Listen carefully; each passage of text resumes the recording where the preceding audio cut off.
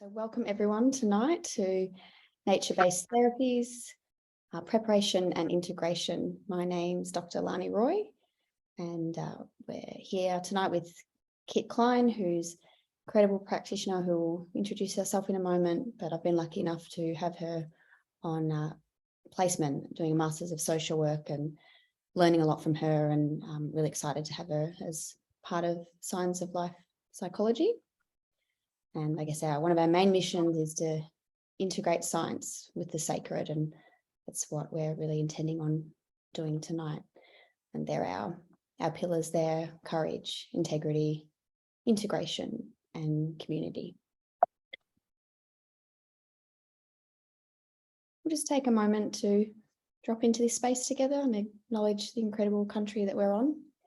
You can close your eyes if you would like. And just, feeling into the incredible lands in which you're from, the traditional owners which hold these sacred spaces.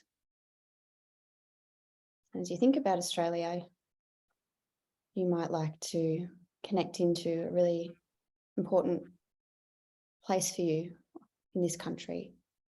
Might be a river, a mountain, lake, beach, or the bush. And just knowing at any moment you can close your eyes and you can remember and connect into these lands, and feel the wisdom that is held by those traditional owners. And tonight we are talking about psychedelic medicines, and just want to acknowledge that they've been around for thousands of years in sacred ceremonies, by the fire, in teepees, in the jungle, and they are now making their way to the labs and to the Australian landscape, and we have so much to learn in this state of expansion, as the mental health system is really crying out for new treatments, because there's way too much suffering, and the treatments we have, we're doing our best, but they're limited.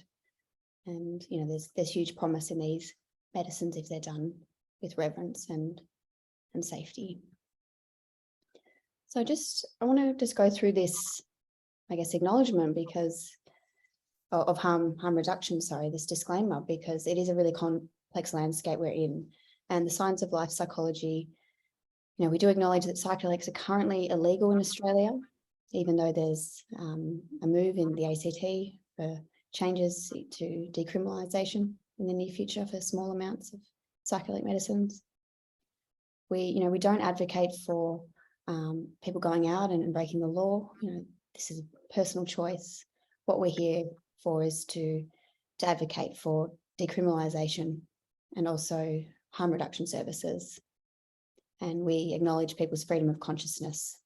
There's many ways people choose to take psychedelics. That's clinical, ceremonial, solo, and guided processes.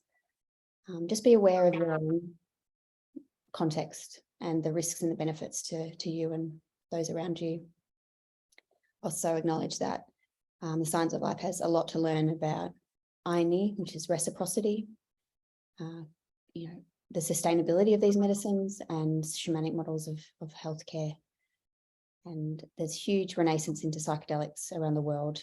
And, our programs, I actually speak to a global audience. So just be mindful that the information today, just really be, aware of your legal context and what that means for you. Just briefly, we provide a lot of services at Science of Life, clinical services, group work, training, student placements. We're still very grassroots. It's a very small team, very hardworking. And we've got people like Melissa, who's a psychedelic medicine integration coach. She also connected to PRISM, psychedelic research and science. Dr. Jamie Ricord, who's a GP who works with cannabis. And Anna, incredible compassionate inquiry and trauma-informed yoga instructor. We've got Violet, who's pretty integral to the Signs of Life, helping steer the ship, all the student placements, our learning and education advisor. And Kim, our research assistant, And we've got Kit, which we will hand over to you now, Kit. Yes, thank you, Lani. So I'm doing my student placement for my Masters of Social Work with Signs of Life and Lani. Before I go through this presentation, I'll just let you know a little bit about myself. So I was born in Canada. I'm a descendant of the Wampanoag people. A lot of Indigenous worldviews informs my work, and I've worked in drug and alcohol as a counsellor for approximately 20 years and studied Indigenous cultures, and now completing my Masters in social work. So tonight's presentation is around nature-based interventions and how we bring that into the preparation and integration stages of psychedelic assisted therapies. And it's also about us as humans and how we can reconnect ourselves to the natural world. And I'm the founder of Nature-Based Therapy, which is a company that looks at nature-based interventions and decolonising the healthcare system. So before we get started, I'd like to take you through a grounding meditation just to get into our bodies. And I'll get you to start by closing your eyes and just planting your feet on the ground. You might want to remove your shoes, just sitting comfortable in your chair. Just want you to start by breathing, bringing your attention to your breath. Just breathing in through your nose and out through your nose, finding your own natural rhythm.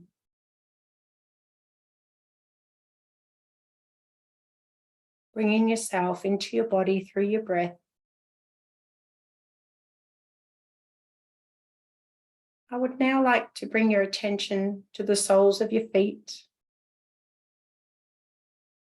And imagine the root systems of the earth coming up through the soles of your feet, connecting to the earth and the ground, feeling held and grounded. And moving that root system up through your legs, through your thighs, your torso, continuing to feel grounded and connected. Up through your shoulders, down through your arms, and your hands and your fingers. Coming up your neck, your jaw, and around your face. You're feeling grounded and connected to the earth.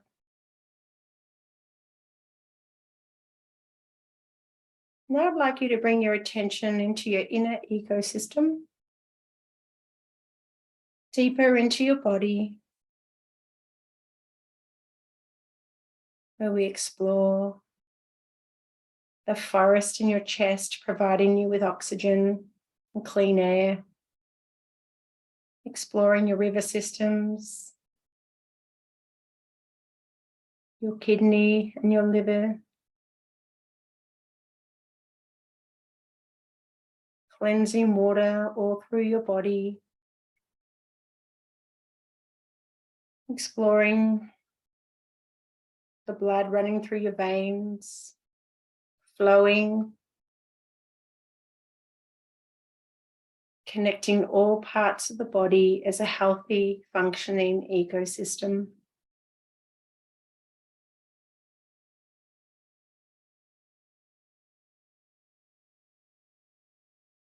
And just feeling connected and grounded in this space, knowing that your body is here to support you.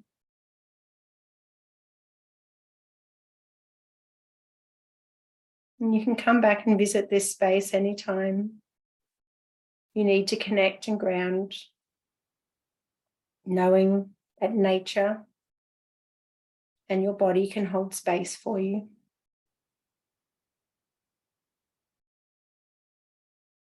When you're ready, I'll get you to open your eyes. Just bring yourself back to your outer ecosystem.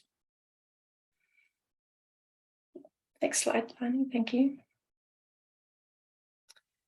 So in tonight's presentation, the agenda, we're going to discuss a few topics. And the first one we'll look at is the disconnect and humans' disconnection from the natural world. Why are we disconnected? What's happened? Also looking at why nature is important for the development of humans. We'll explore the holistic foundations of mental well-being and looking beyond well-being and more holistically at other parts of health. And applications of nature-based therapy in the preparation and integration stages. And nature is an ongoing therapeutic therapy for self-care. Thanks, Lani. So some of you might have heard about nature-based therapy, nature therapy, eco-psychology, eco-social work.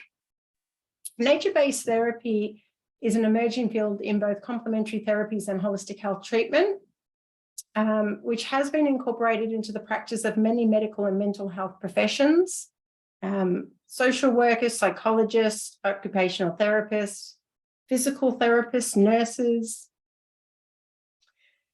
And it is a complementary therapy because it works in collaboration with other therapies, including the medical model. And it supports the treatment of physical, emotional, and cognitive disorders. Thanks, Lani. So let's look at the disconnect, humans' disconnection from nature. When did it all begin? So through doing my Aboriginal studies and also understanding my own heritage and Indigenous ancestry, I started looking at why humans, and in particular the Western world, has become disconnected from the natural world. And I look right back to colonisation. For thousands of years, my ancestors have lived in harmony with nature, and colonisation has created a disconnection from land and environment, from language, family, cultural knowledges and ceremony, which has in turn formed a disconnection from spirituality, something that I feel is missing in mainstream healthcare. And nature has seen separate from humans and used as a commodity that, you know, that we're not nature and nature is external from us. And the development of the Industrial Revolution and progress and the development of factories and making food in factories instead of taking it from the land is one example of a disconnect. Thanks, Lani. Might just add there, Kit, just the explosion of technologies, which can be incredible connectors for so many people, particularly people who are isolated with mental health issues, and got us through COVID, but, can really pull us away from our environment. And also, the downside of capitalism and being a means for production. So many of us are working so hard, filling up every hour to make ends meet, and just acknowledging the huge financial pressures that a lot of Australians are going through at the moment. There's not a lot of time for play and nature and, just freedom in the natural world. Our time seems to be very chewed up to production, and that takes a huge toll on mental health. And Kit and I were also talking about how, cross-culturally in other places like Scandinavia, they have kinders where the entire kinder there's no building, it's all outside, and it's not about the wrong weather, it's about having the wrong clothes or the wrong attitude. And I think, we're quite conditioned to kind of hide from certain weather conditions as well, and not get out and get dirty and get amongst it all. So yeah, I just think that's beautiful that there's those kinder opportunities for children out there.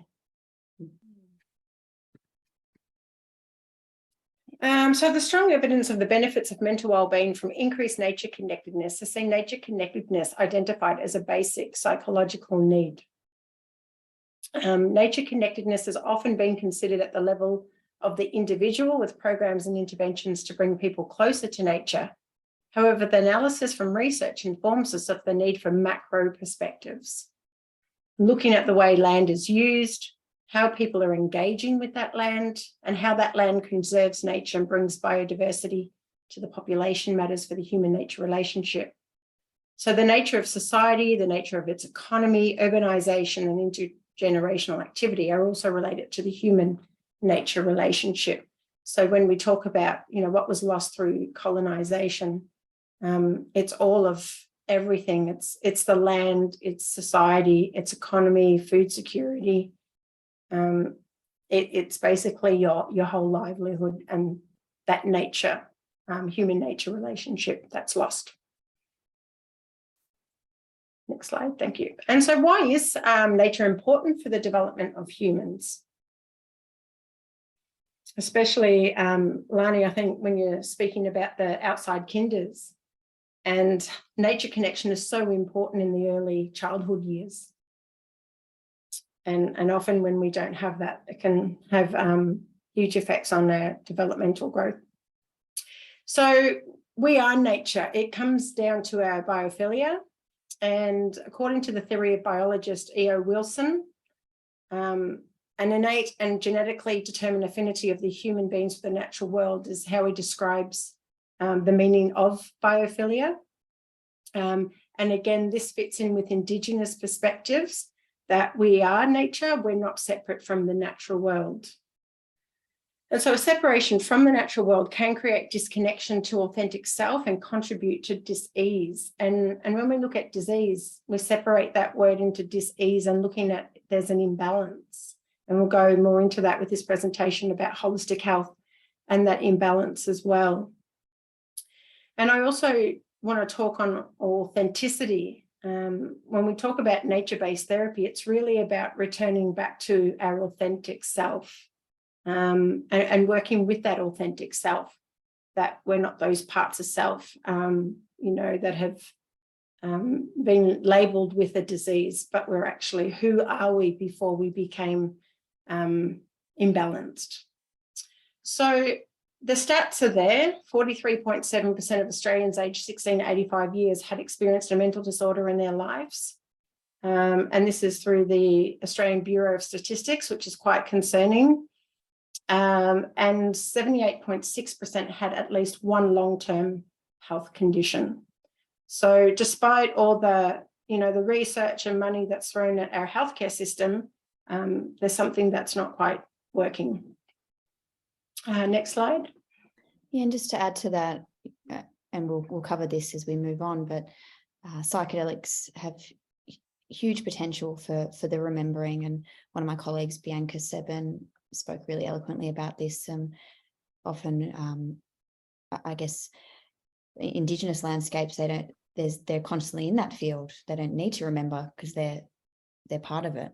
Whereas because of colonization, we've been disconnected and we're very fragmented from the natural world. And when we do psychedelics such as psilocybin, there can be a deep, deep remembering, getting really plugged in to nature, to the cosmos, to the various phenomena that arises in psychedelics. But it's through nature-based therapies and prep and integration that we need to, I guess, secure and ground that remembering, or it fades. And that's what happens with psychedelics. There's the expansion, there's the remembering, and then we return to work and turn to modernity, and then we contract. And I'm really passionate about people having these tools and an awareness that they will expand and contract, but with the more support, you can stabilize that remembering. And the potential beneficial synergy of psychedelics and nature contact. So there's so many different similarities, as Lani mentioned. We're having these mystical experiences occurs as a result of the interconnectedness and that awe, understanding our insignificance as well. As humans within that, the bigger world and what we experience through nature connection. Also the psychological, the connection that comes out through self and with others in the world and the universe, and the neurobiological, that there are similarities between mind-brain states of using psychedelics, and also that deep connection with the natural world. Yeah, and I remember when I was in Peru and I had San Pedro, and this is at a legal center, of course, and just feeling the heartbeat of the jungle, like every animal, every plant, and my heartbeat, and it really was all those things. It was the neurobiological, it was my heart beating with the universe. It was feeling connected. It's that mystical experience and that awe, and that's the uniqueness of these medicines that we're not finding in other areas of health care, that it can plug into these different multi-layered components, which can really support that change. Yeah, and I was going to say, Lani, I had a similar experience when I went to Uluru and engaged in some nature-based mindfulness there, and just feeling the heartbeat of Uluru and being in that moment, that you kind of lose that context of space and time, and you're actually at one with the rock. So, we can do that through nature connection as well, which is why it's so similar. So the inherent healing power of nature has been recognized for centuries, and contact with nature is associated with reductions in mental distress, anxiety, and depression. Nature contact can yield improvements in mood and memory, and improve symptoms of post-traumatic stress disorder as well. And next slide. So I just want to talk more around the holistic foundations of mental well-being. And this is really about an Indigenous perspective as well, that it's very holistic. Mental health isn't just silo. So what is holistic health? So using Western tools and frameworks to evaluate or validate traditional Indigenous knowledge is a problematic colonial approach that assumes superiority of one's cultural worldview and knowledge system. And that's kind of what I'm going to talk about, is when we look at mental health, I'm coming from an Indigenous perspective of looking more holistically of what that is. And again, it's founded on Indigenous knowledges, and we're looking at a holistic view of that we are not separate from the natural world. And there's emerging evidence suggests that Indigenous-led health services partnerships improve holistic, inclusive of mind, body, emotion, and spirit health outcomes for Indigenous peoples, as well as access to care, prevention, uptake, and adherence to care plans. So I also want to speak that even though we look at this for Indigenous peoples, I really think it's for all humans, and that we all have this, connection, that we're not separate. That's not for Indigenous, but everything that you take in with this presentation applies for everyone. So what is the holistic health model? So when I started, like I'd mentioned before, I've been working in mental health for about 20 years, and mainly drug and alcohol. And although trained in mental health, I started looking beyond what mental health was, and mental health is the presenting symptom. And often mental and physical went together with addiction. And people would say, what comes first, the mental health or the addiction? But then I wanted to look more holistically at that. And I guess my Indigenous perspectives were curious and looking into that. So I found the 8 dimensions of wellness, and I thought this fits really well with Indigenous ways of knowing and being and doing. And we look beyond mental, physical, emotional, and especially spiritual, I think is something that is missed, and that deep spiritual connection that we have with ourselves. I believe spiritual health is the foundation of all other health. And we find spiritual health through connecting to the natural world, because again, we're connecting to our authenticity. If we are nature, then when we connect to nature, we're connecting back to our authentic self. And then looking at environmental, building a relationship with nature, and having that relationship with nature is really important. And environmental health. And I like to work with social justice and environmental justice at the same time. And I look at climate change and environmental degradation, and I see similarities between people's health and the health of the planet. And I think it's really important that we work simultaneously in healing both the planet and the people at the same time.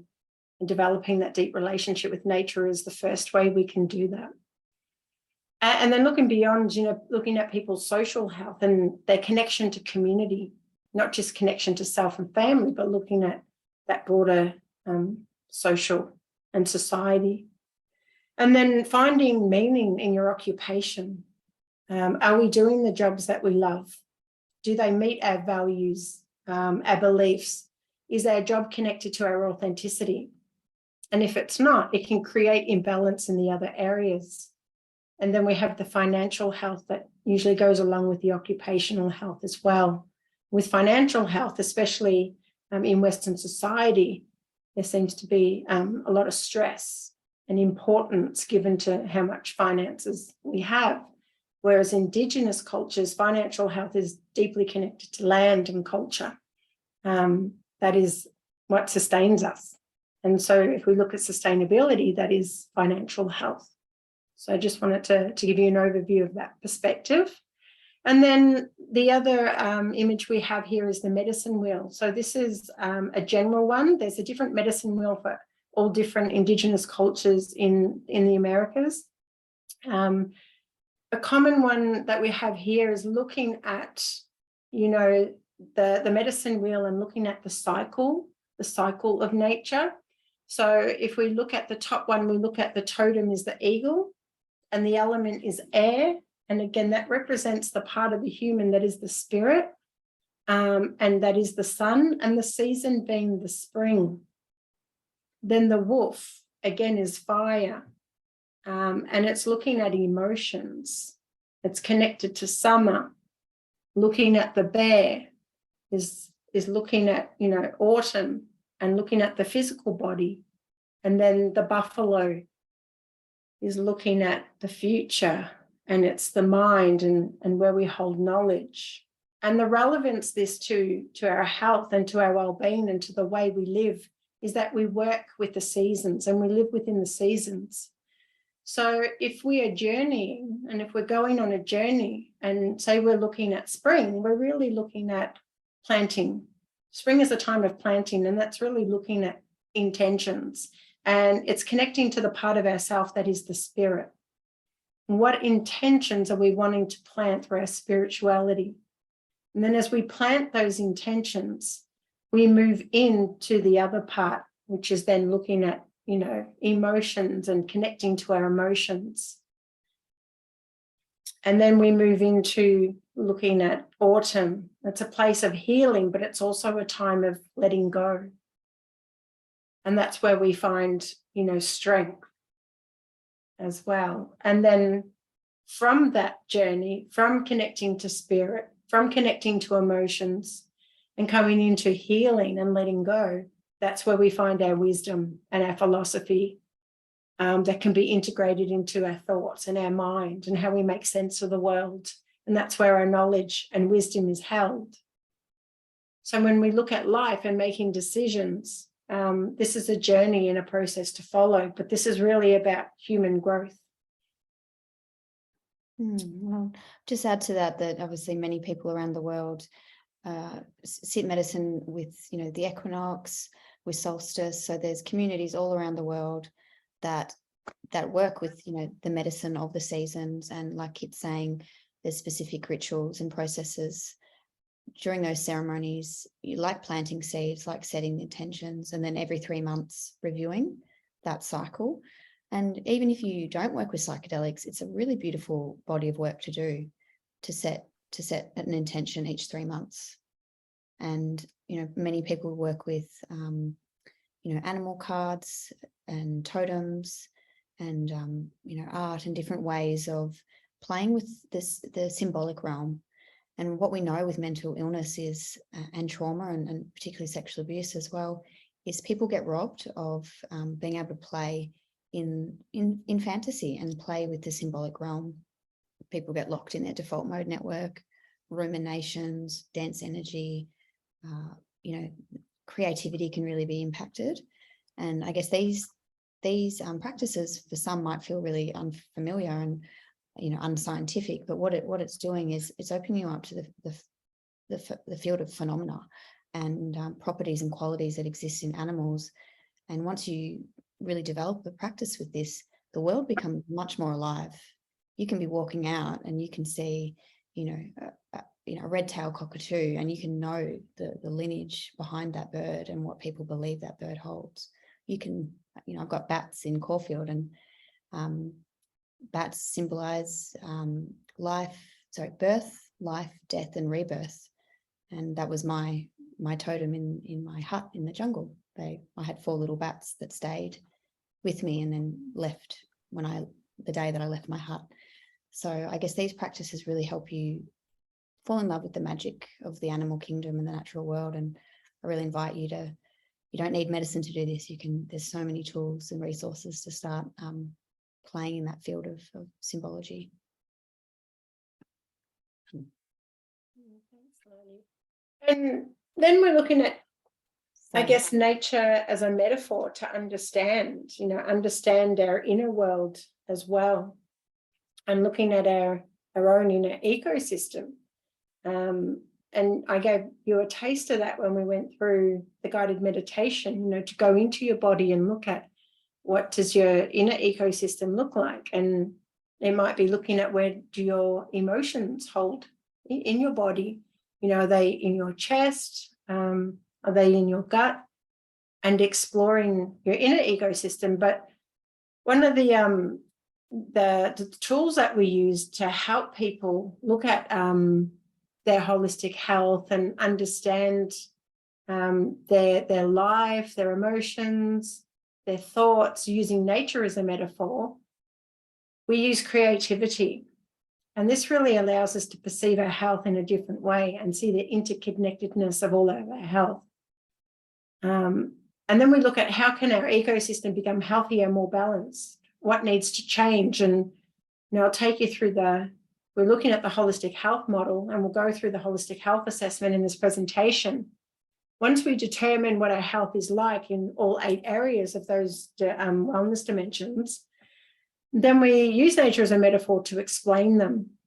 And this is an example in one of these drawings that, a person's really looked at the health of their ecosystem and the interconnectedness of all parts of health, and using color as well to represent emotion. So you can see sometimes there's more dense and dark spaces. And then we have a waterfall, which is a release of emotion. And then rainbows, looking at, a reminder to reconnect, looking at emotional health. And sometimes in the clouds, if they're dark, they can be obstacles. And dark clouds can, overshadow the light that comes through, and the light might be hope, and it might be meaning. But, hope and meaning's always there. The sun's always there, but sometimes our thoughts and our perceptions get in the way of hope and seeing more clearly. And I think the most important thing is understanding that nature is impermanent, and nature's constantly moving and evolving. And the important lesson here is not to be stuck in emotion. And I like to say that emotion really means emotion, energy in motion, and that we really need to move energy and not become stuck in it. These are beautiful processes for integration, particularly the straight after a journey, as well as the first 3 days in particular, when you're in a window of you're neurologically very open, energetically very open. And you don't want to put words and cognitions too quickly in that phase. You want to allow yourself to be open and explore. And this is where something like this, mapping out your journey or your inner ecosystem through art and using nature as a metaphor is a really powerful tool for integration. We'll talk more about that later as well. Yep. So applications of nature-based therapy in the preparation and integration stages. So we'll go through some of the processes of nature-based therapy and how we would apply them. So preparation sessions before medicine-assisted therapy are beneficial to support development of therapeutic bond and patient education. And we'll be talking about that, that bond to the natural world as well. While having intentions is crucial, be aware of your expectations. Intentions allow us to be in the present moment, and we'll talk more about how to be in the present moment. and how we can do that while connecting to nature. And it's important to release expectations by clarifying your intentions. They are the gravity point of our internal compass. Our intentions are the roadmaps to the insights we need to navigate, explore, and witness. Surrendering to the experience and trust that whichever path the journey leads you on, that you can align with your intentions. And I think, the same goes with nature, and when you're in the natural world, is that whatever comes to you, whatever appears for you, is what should be appearing. For example, if you're going for a nature walk and you're just setting the intention to connect with the natural world, and I know I do that without expectation. Sometimes I love having feathers dropped to me. It's like, don't wish for it. Don't expect that a feather is going to come on your path. Just be in the moment, and whatever comes to you will come to you. And keeping yourself open to that. And that's where that real mystical experience begins, when you don't have that expectation, but it just happens with intention. And then when writing your intention, it's important to focus on what you hope to move towards versus what you are moving away from. So what you want to bring in. Yeah. So I might just speak to that. So we've got other programs on my channel which focus like a lot more in depth about harm reduction. So if you feel like you need more harm reduction support, please check out the channel. But we're just looking at, preparing, setting your intention, and an example of, setting your intention towards what you want to move towards. So instead of, I'm sick of suffering, I'm sick of depression or trauma, I want it to end. It's before the journey, it's I want to move towards freedom, I want to move towards wellness, I want to move towards, and we know that in that particularly 2 weeks and a month of the psychedelic, if you can orientate your language towards what you want to move towards as opposed to away from, and it's just really good for priming your thoughts and your behavior and your intentions. And yeah, just also want to acknowledge this incredible metaphor that I've been taught through IFS, internal family systems therapy, and EMDR therapy that I'm doing at the moment. And it's setting up you can do this in meditation or before a journey, setting up a nurturer, a wise being, and a protector. And there can be any metaphor, person, animal, nature, plant, spirit. And those 3 anchors are really incredible to play with in your meditation and your artwork. Even if you're feeling like if you're struggling, calling in those energies, and even setting up an altar or a space in your house that represents being nurtured, being protected, and being wise. And I think they're all qualities that we could all really benefit from. Okay, so these are the processes that we're going to go through. Is a holistic health assessment. And I think, Lani, we're giving participants a copy of the holistic health assessment as part of this presentation, looking at nature-based mindfulness and how we do that, and also the nature-based diet. So these are the 3 concepts of connecting to nature holistically in preparation. So the first one is setting intentions using a holistic health assessment model. And as Lani mentioned, it's really about looking at, what do we want? Do I want to have, better financial health? Am I wanting to have a better relationship with nature and connect myself more to my environment? Do I want to open myself up to understanding my own unique spirituality? Or to be able to, have, increased emotional health, or improve social connections, have a strong, healthy body. And looking at those 8 dimensions of wellness, what are my intentions? And what we do in the assessment is we look at what are my strengths. It's really strength focused. What are my strengths in these areas? We don't really want to look at, what are my weaknesses, but I think it's important to look at what am I good at? What's working for me now? And these can also be used as anchors, looking at strengths. And again, what do I want more of in these 8 areas? What are my intentions? What do I want to bring? What abundance do I want to bring into my life? And what intentions can I set for change in this area? And this is a process that you can do going through the holistic health assessment. Will help you set these intentions. And just be mindful that, you know, medicine work can really reward your own hard work. You know, psychedelics are not a panacea. Then they can be, you know, give you opportunities for rapid growth and rapid access to information and to, I guess, cosmic content and spiritual content. But if you don't have a scaffold or a structure around your 3D world, your 3D body and ego and 3D form, the medicine won't land. You know, it's you're going to experience it, but it's not going to be consolidated and integrated into embodied wisdom. So I guess just being mindful that it can take many, I guess, explorations to really, you know, work on these layers. It might just be one of these layers in a journey or in a body of work, and being patient with yourself, but also being really aware of where your shadow areas are. Where are the risk factors? You know, there's really no point opening yourself up to the mystery and taking psychedelics if you're being currently physically harmed by someone, for example, or if you're, you know, financial instability, you can't pay for support, psychological support afterwards, or, you know, so just being really conscious and mindful of risk factors and shadow areas and, you know, areas that you don't want to work on, because that's most likely where the psychedelics will take you. And, you know, are you ready to go there? Is the big question. And intention setting through somatic experiencing.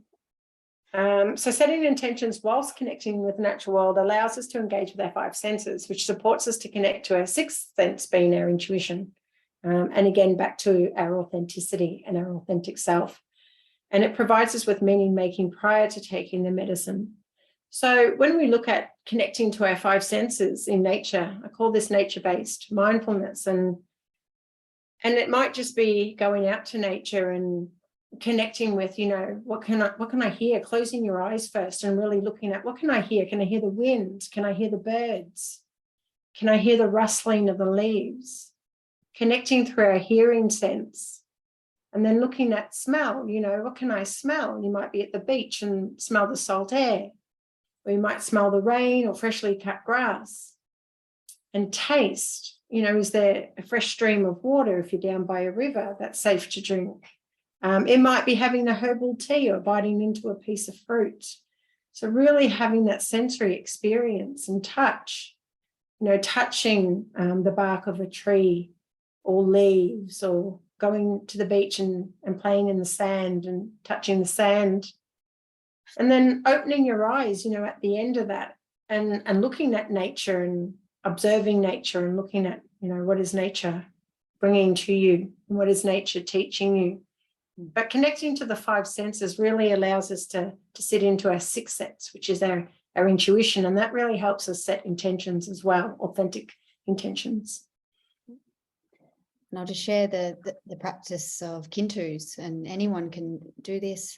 You don't have to have done medicine, but it's a beautiful process, typically done in the San Pedro lineage when people have fasted and been in ceremony and in the teepee, and you emerge with daylight and gather around, and you dig a big hole, and prior to that there's a massive platter of offerings prepared, fruits and chocolate and wine and you know, the most stunning kind of bouquet of foods and fruits for all the senses. And what the community does, and they're typically starving and want that food, and you actually bury it in the ground and say prayers for reciprocity, for that, you know, prayers that every child is able to drink clean water and have access to, you know, fruit and vegetables,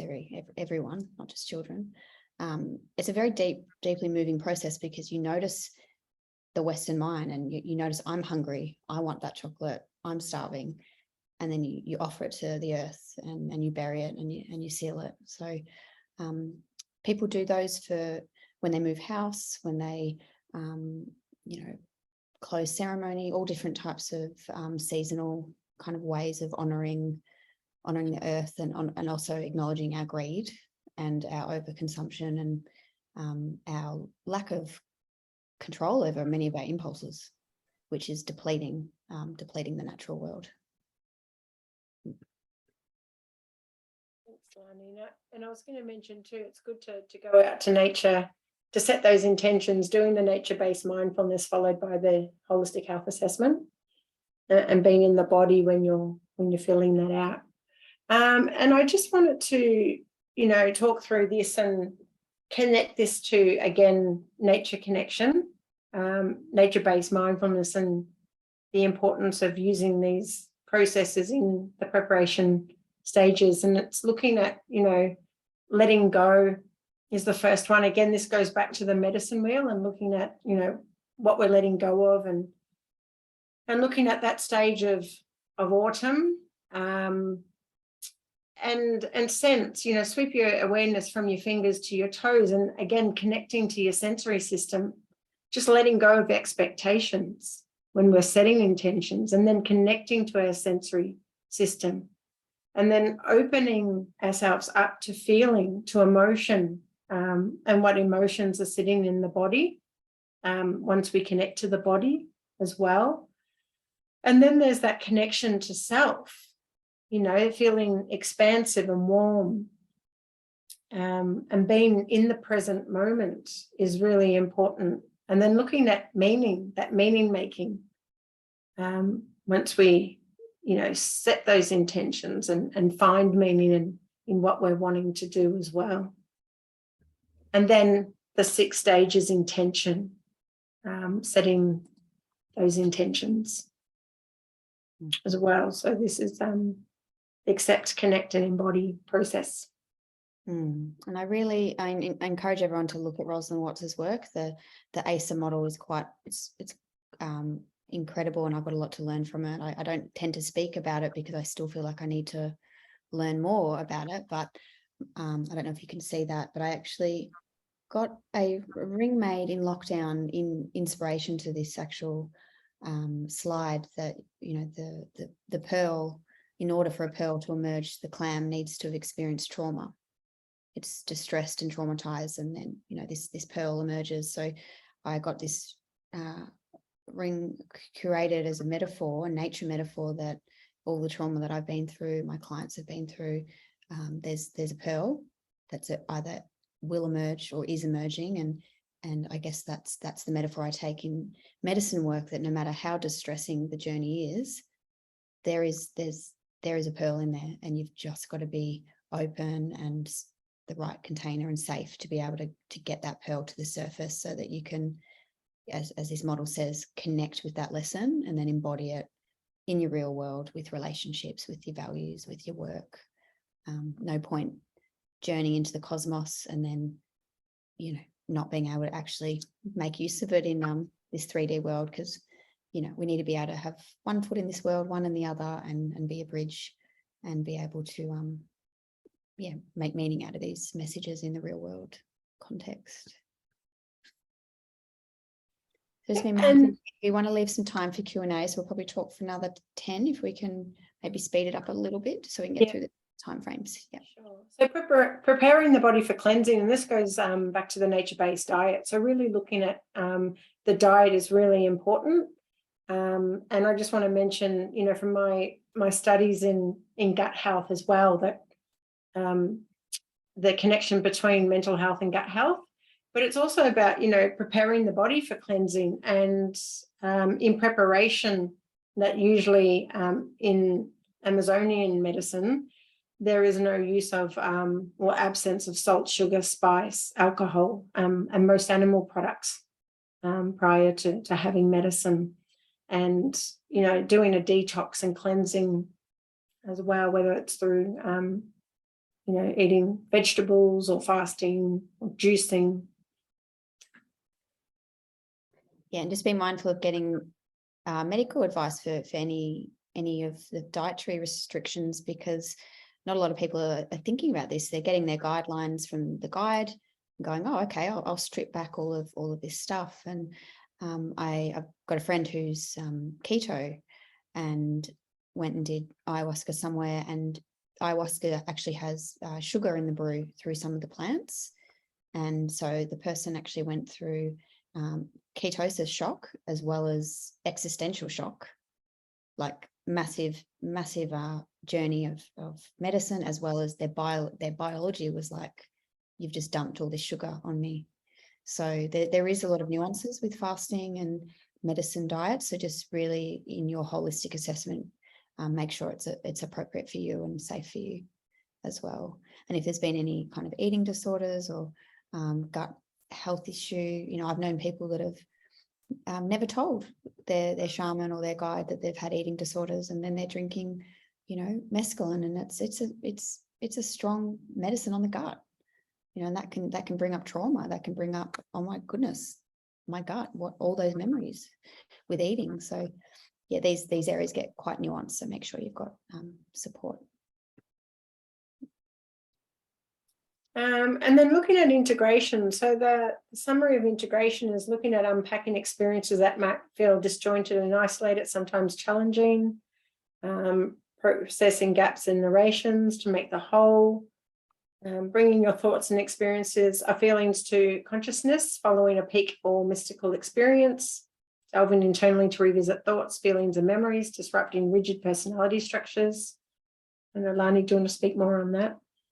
Yeah, and I think I really want people to be aware that, prior to embarking on psychedelics, is just the awareness that it can be a literal message, it can be a metaphor, an archetype, it can be a cosmic joke. There is so many layers in a psychedelic landscape that you actually need to have a lot of metacognitive skills to be able to navigate it. And what I mean by that is the ability to watch phenomena, to be curious about it, to not jump to conclusions, to hold back assumptions. People can think that they've been told a message from the universe to go out and, save the world and do this. And it's like, well, just hold. Don't make any big decisions just yet. Big ideas and big instructions require a lot of patience, because a week later, a month later, you might go, wow, that was, now that I'm landed, that was funny, or that was scary, but that's not what I need to do, so just having a lot of skill to be able to track, monitor, observe, witness, not jump to conclusions, know that the medicine will amplify your unconscious. So it doesn't mean that you're dying, or it doesn't mean that, that the world is a black hole with no meaning. Like, that could just be your deepest, darkest fear that's then been amplified in your journey.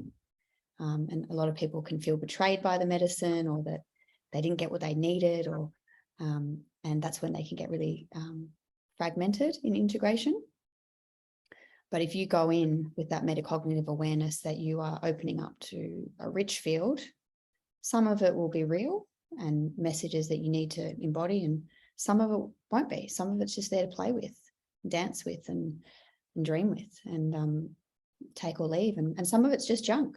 I've had journeys where I'm like, well, that was rubbish. What was that about? And, then you got to think, oh, what was the lesson in that? Maybe, and just another area of the psyche that I've explored that is there, but not for any particular, profound reason. So, so a good integration therapist should be not interpreting your experience for you.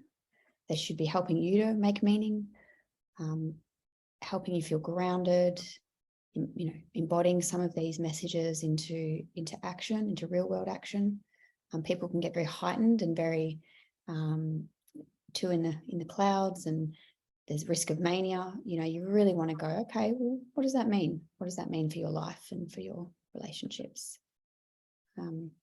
So we'll take you through a model of integration, which I think is really helpful. this really does apply for any peak experience. So it could be psychedelics or holotropic breath work, vision quests, fasting. There's anything that's, where you've gone through a rapid expansion and an altered state. And immediately after the journey, it's really important that you engage the senses and not rush into explaining the journey or trying to make meaning out of it. Really just nurture the body through water, food, warmth, security, safe people that can listen but not interject and harm or judge your process or, make you contract. Really be careful who you return home to, and is that the safest container for you, and who you see in those hours afterwards. And it's just starting to really connect your senses, and you might have some examples of, if someone's in that 6 hours after a psychedelic, how they can do that. Yeah, I think just being in a safe space, ideally in nature, and it can be just, it depends where you're taking the medicine as well, whether it's out in nature or whether it's inside.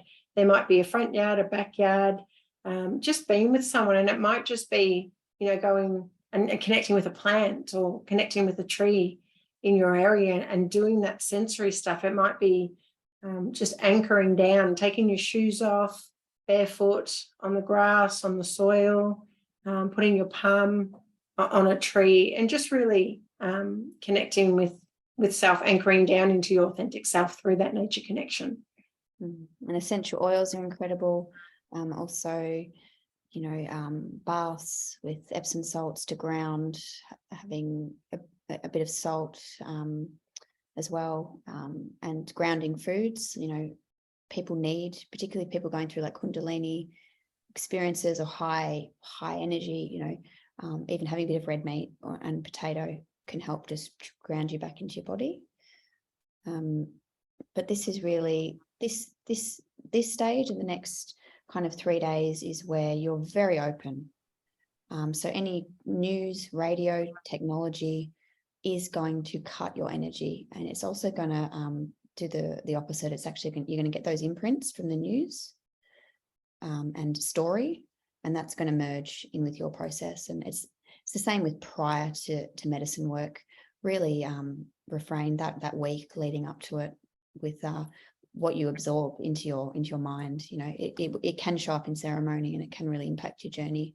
So just have a clean and clear mind if you can. And then this is the re-entering. So this is 6 hours to 48 hours after the psychedelic experience. This is a really important time to recall the sensations of the experience. How did you feel in your body in the journey? What images did you see? What colors? What animals? Let your emotions flow. You might be very raw. You can journal this. You can have audio, voice record, just to, this is my process. Pay attention to your safety. If you're not sleeping in this time, it can be normal, but you don't want your process to tip into any mania or sleep deprivation, or you want to try and keep an eye on your sleep. And in this phase, it's really about observing the psychedelic content, not rushing to conclusions. Don't shut down that portal with bringing the default mode network online too quickly, and just being really gentle with yourself. And yeah, do you want to talk about your practice of nature journaling, which I think is really beautiful and could be really special at this time of the re-entering phase? Yeah, definitely. And as we know that nature connectedness is increased during that time of having medicine, and a relationship with nature is more insightful. We're more aware of it. So just spending 20 minutes in nature, connecting with the senses and observing the natural world. That nature actually is the teacher. Nature is the therapist and is holding space for you. So when we look at nature and we witness nature, and we're observing how it works and how it's interacting with each other, and we're part of that interaction, that outer reflection of the natural world is actually a reflection of our inner self. So when we watch nature, what we do is we learn from that observation and then connect that back to how do I connect that back to my journey, what happened in my journey. And then when we get that teaching from nature, how do we apply this teaching into our life? And just observing nature with no expectation, and just keeping that observation open and witnessing it for what it is, and connecting that back to self. So in your course, you talk about actually going out with a blank journal and sitting down and watching and listening and see what nature says to you, and then write that down. So if you're integrating and you're feeling lost and you're feeling confused or scared, dysregulated, sit down, blank journal near a tree, a river, a pot plant in your apartment, and look at it and just drop into the felt sense, into your body, and see what nature reflects back to you. And incredible practice. And you can draw as well, of course, and write. And that's what I was going to say. I had an incredible moment, if you don't mind me sharing, in Bali. I was in Bali with my children, and we're at the beach, and they were fighting, and they're 7 and 9, and it was just about to thunderstorm, and the sky was grey, and it was starting to crack, and I swam out, and then they followed, and I just started singing some medicine songs that I know, and one that I've wrote, and at the top of my lungs, and they just looked at me like I was crazy, but it stopped their fighting, and then they joined in with me, and then there was a thunderstorm, and there was no psychedelics involved in that scene, but it was so psychedelic. Like, it was that the earth was changing, I was singing, they were singing. We'd altered our state because they were angry and I was frustrated, and then all of a sudden the three of us are singing in the ocean, in the rain, and it was just like phenomenal. So again, voice, some of our programs, we work with a voice ceremonial alchemist, as we call her. I encourage you to download a droning app and learn to sing vocal toning to a drone. There's many of them online. They're cheap, and there is something profound about those primal sounds, particularly at this stage. If you're in your head, you could just put on the drone again, but in nature, and just start doing that, and you'll go into like a slight altered state, and often drop into your heart and your felt sense. It's beautiful. So in the next phase, which is 2 to 3 days later, find ways to reconnect with themes and the emotions felt during the experience. So, for example, if you felt awe and connection, keep that in mind. Are you connecting with the natural world? Are you connecting with your pets, your loved ones? Are you taking some of those themes and actually doing the work? Bringing it with you into your world. Some people like to, as I said, paint their journey, or set up an altar to represent what their journey told them, or to buy a crystal or an animal card, something that you can take with you in your bag to work, in the car, so it's with you. We need to actually work hard with psychedelics to embody the messages, and there's really playful and creative ways to do that through all different tools and resources. So you can't just have the journey and then let it land. You've actually got to work. You've got to work with the material and the content, and just be mindful that many people bask in the afterglow of psychedelics, but there's crashes. You can have absolute extreme awe and cosmic wonder, and then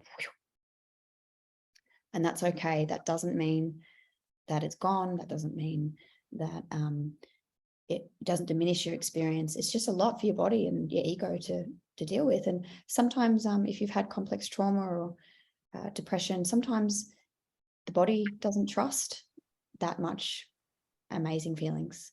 Your protectors, from an IFS perspective, might come back online and be like, nope, you know, I don't deserve that amount of awe and wonder. I don't trust this. It's not real. And this is where you've got to have these practices in place to help you, you know, observe that and go, okay, interesting. I've crashed. How can I plug back in to awe? How can I, you know, how can I do that? And, you know, I always say after enlightenment comes the laundry. It's a famous quote. So, you know, the laundry will come, and, you know, frustrating people and fears and worries, they'll all come back online, but you now have another experience of this world and phenomena to then grow your base from. And yeah, that's what I was saying here. Beware of the ego coming back online. But if you have really skilled metacognitive abilities, you can laugh at the ego, you can make friends with the ego, you can see it as a trickster, you can see it as something that we need and need to make friends with, but we don't have to fuse with it. We can see it as one part of our system, you know, of a multi-dimensional or, you know, multiplicity. And there's another podcast and another webinar that me and Tim Freak have done on my channel, and it's a really good one because we talk about a lot of spiritual traditions want to get rid of the ego, whereas in how I work, it's loving the ego and becoming best friends with it and being able to choose. You know, we talk about choosing to be in the right mind at the right time. So, you know, being able to go into altered states when you want to, being able to play with your inner child when you want to, and being able to have an ego to, you know, survive in this modern world. So yeah, I maybe encourage some people to look at Tim Freak's podcast because it's a really good one for integration as well. And here's me being silly in a giant psychedelic bathtub, just you know, in these days afterwards, baths, flower baths, teas, juices. Be really intentional with what you put into your body. You know, if you struggle with self-esteem, self-worth, you know, it can be hard to nourish your body. It can be hard to see the benefits because there's a lot of shame and trauma. But, you know, if psychedelics, they reward courage and they reward a temple. And if your body is a temple and if you can nurture it and care for it, the medicine will meet you on more and more deeper levels. So as I say to people, if you're not going to do it for yourself, do it for the medicine, do it for the process and see what happens. And people can end up falling in love with themselves just from, you know, that space of I'm here, I'm part of this mystery, and I'm going to do my best for the medicine for it to land. Do you want to add anything in that 2 to 3 days after, Kit? Yeah, I was just going to say, when you mentioned, you know, plugging back into that awe and that mystical experience, that, you know, nature is medicine, nature is therapist. And you can do that through, you know, plugging into nature, through nature-based mindfulness, through nature journaling, that we keep that connection, and nature can hold space, and nature is always there and always available as well. Yeah. And I was going to say nature's rarely hurt us, but that's not the case. You know, we're people around Australia facing floods, and we've had fires, and you know, so people have experienced trauma through land. And you know, I support people through internal family systems therapy to actually have therapy around land trauma, and whether that's through, you know, Indigenous issues or through actually natural disaster trauma. But there's specific practices you can do to kind of heal your relationship with the land, because people can lose trust, particularly if they've gone through a natural disaster. I just wanted to acknowledge that. Yeah, we'll just go for probably another 5 minutes and then we'll do the Q&A. So in this stage, this is 4 days to 2 weeks after. This is where you can really start to dig a bit deeper into unpacking the themes of the psychedelic journey, exploring with your therapist more, you know, bringing more of your cognition back online, you know, unpacking it. This is, you're out of that symbolic, expansive, sensitive realm, which is kind of like, you know, pre-narrative, where you're moving into meaning making and putting a narrative around your story. And, you know, keep exploring contemplative practices. So, you know, exercise, meditation, reflection, yeah, Kit, do you want to explain that little beautiful thing, that creation there? Yeah, so looking at creative arts, and this is in that image is actually a self-care garden that one of our students created in a group therapy session. And it's just one example of making sense of our experience and what's come up for us, and creating a space so that we can understand ourselves better through creativity. And you can do the same with sand play and working with miniatures as well, and telling story and parts of self that might have come up through the medicine. And then how does that look like, you know, in a natural setting? Again, similar to the ecosystem, nature is a metaphor. So whatever we put in our sand tray or in our self-care garden, or in nature, we can make mandalas. I guess it's that nature connection. It's making sense and meaning of our experience through intuitively connecting to nature as well. And I just want to say, when we're connecting with nature and we're taking from nature to create, it's always really important to ask permission to Mother Earth to take, and for that intention, and also to show gratitude after using nature as well. You can also, the process of an offering. So I teach my children, if you take something, you've got to offer something, and that can be a prayer or a thank you or a shell back, or, you know, so that's teaching very early that reciprocity and irony of we don't just take. Another thing to mention here is being very open to setting up altars or art spaces or creations like this to work with the shadowy parts, the dark parts of the psychedelic journey. You might have a creative space for the anger that you felt or the shame. So what it is, it's actually working with that symbolic realm, getting it out of your body into your 3D world. And, you know, from an IFS perspective, internal family systems perspective, it then gives you the capacity to look at it and have space and to observe it. And then you're not fused with it, and then you're not taken over by it. So I just invite you to, through all these practices, it doesn't have to be all the awe and the wonder. It can be the ugly parts. It can be the shame. It can be the disgust. It can be the fear. Whatever you've experienced can be symbolized, and having it out is actually, you know, a really good practice for self-care and for integration. And yeah, final stages, the 2 weeks to, you know, 6 months is a bit of a big window there, but what it's saying is that in the clinical model, typically you don't do medicine, another medicine, until you've had a month. So you've had, you know, the dose, 3 days of very expansion. You've had 2 weeks of playing around with symbology and felt sense and creative arts. And then you put the narrative around the meaning making of the journey and some goals for embodying it. And then you might do another round of medicine, clinical medicine. In the community, people do all sorts of things, all sorts of timelines, but I guess there's no rush, and that month, there's a lot of science behind that month. And if you do it well, it's a real beautiful body of work, and you don't necessarily need to throw in other medicines in there. You can see that kind of path through. And yeah, I guess at this phase, it's really I've got these messages. I kind of understand what they mean. What am I going to do about it?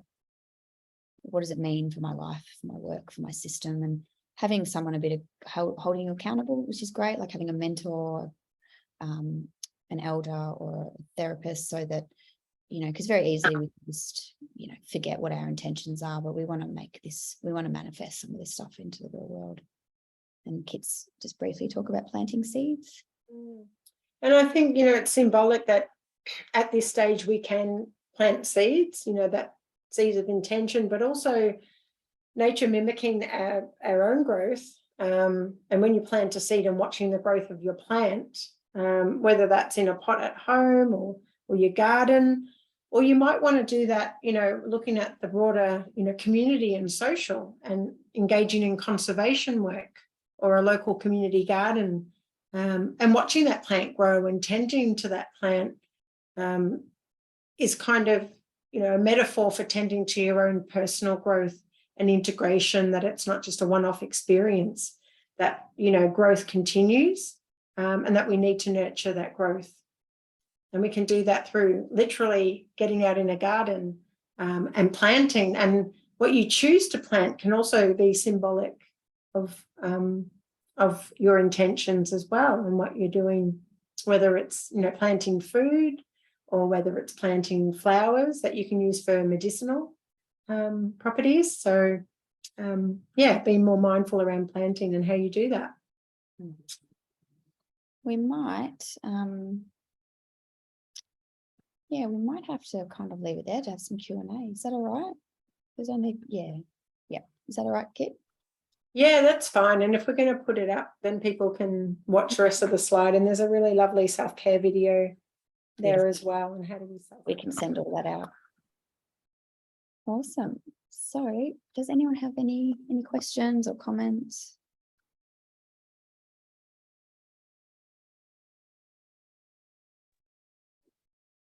You can put your hand up, you can write it in the chat or yell out, whatever you're comfortable with.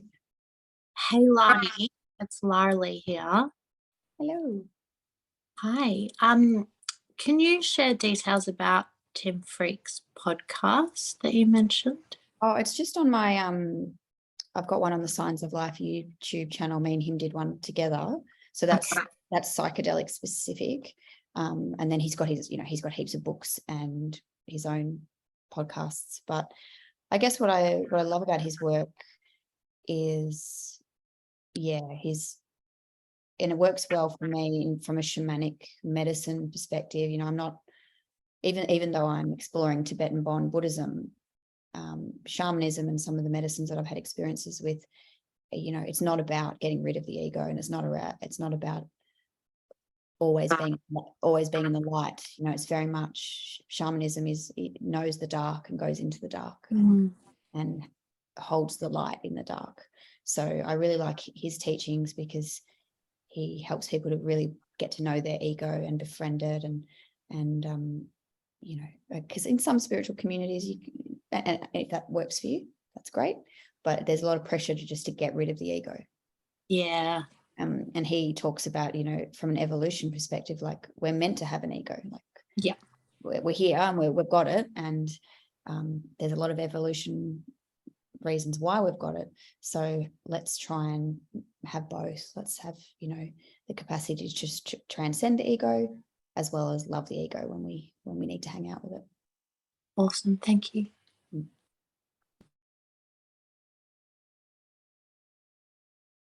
He also does a beautiful practice called eye gazing. I wouldn't recommend doing that on psychedelics. Saj Ravi actually has an interesting podcast, which I can put in the show notes, because he does do eye gazing with cannabis therapy and potentially ketamine therapy. He's got his own specific model around it, but eye gazing can be very potentially dangerous for things like 5-MeO DMT. You know, if you come out of a big 5-MeO DMT journey, you don't want to be looking at someone in the eyes because there's a whole lot of information and transference, counter transference that can go on that. But Tim Freak has a practice without psychedelics, which is just eye gazing for long periods of times with people at retreats, and it's quite profound what comes up for people from an attachment perspective, from a intimacy perspective, being seen, being held for that amount of time. So you can look into that because it's really quite fascinating for couples, for friends, for group work without psychedelics. Thank you. Anyone else? I was wondering, Lani, about dreaming. If that's intense, how would you cope with that? And would it affect you emotionally?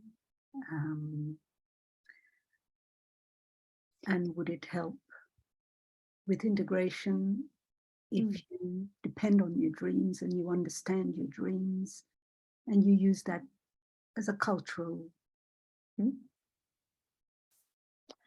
Yeah, that's a big question. I think with it may help. It may help because you've already opened your mind up and you're in a rich dialogue with archetypes and myth and symbols. But you can't always interpret psychedelic content. You know, sometimes you have to sit with, I have no idea what that means. Very much like dreams. Yeah, very much like dreams. Yeah. So yeah, there's definitely synergies there. There's synergies with Indigenous dreaming, dreamtime stories, you know, very synergistic with psychedelic content as well.